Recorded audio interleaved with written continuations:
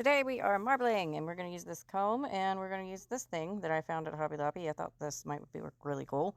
So basically I'm going to make this design flat, and I'm going to let it dry for 3 days, and then I'm going to reattach it to the rod.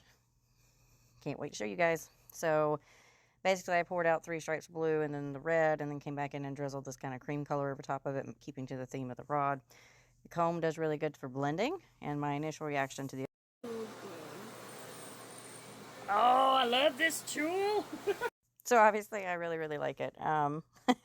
It makes some really cool little thin pieces. And then Wes wanted to do one as well. And he really, this is the first time he's ever done it flat. He is the professional marbler on the rod.